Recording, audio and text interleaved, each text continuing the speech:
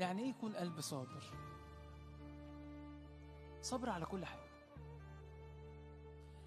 القلب اللي مليان بالملكوت واللي بيحارب، وقلب الابن والقلب العطشان، قلب صابر لأنه عارف إن ده مش مكانه.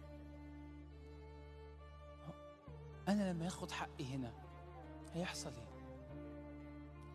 لما رد الأذية بأذية هيحصل إيه؟ لما رد الكلمة بكلمتها هيحصل إيه؟ لما عافر عشان أقول أنا مظلوم هيحصل إيه؟ هيحصل إيه؟ الدنيا هي الدنيا، الحياة هي الحياة، والناس هي الناس، والقلوب هي القلوب. القلب الصابر قلب ممتلك. عارف ازاي؟ يقول لك كده: بصبركم تقتنون انفسكم. يقول لك كده: يثمرون بالصبر. تلاقي حتى الكنيسة من معظم النبوات تحط لك أيوب صبر، صابر، شخص صابر. أنا صبرت قوي لحد ما أنت يا رب سمعتني وسمعت صراخي وفضلت صابر لحد ما قابلتك وقلت لك بسمع الأذن سمعت عنك، أما الآن رأيتك عيناي. ما بقاش فارق معايا حاجة تاني، أنا صبرت لحد ما لقيتك. صابر.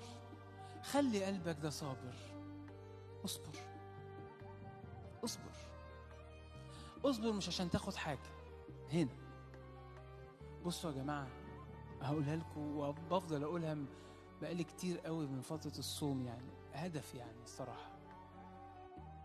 ما تعشمش قوي في هنا في الأيام الجاية دي، ما تعشمش أرجوك. ما تعشمش في حاجة، لا في حاجة ولا في حد ولا في فكرة ما تعشمش. اصبر قوي عشان مكانك فوق يتجهز قوي.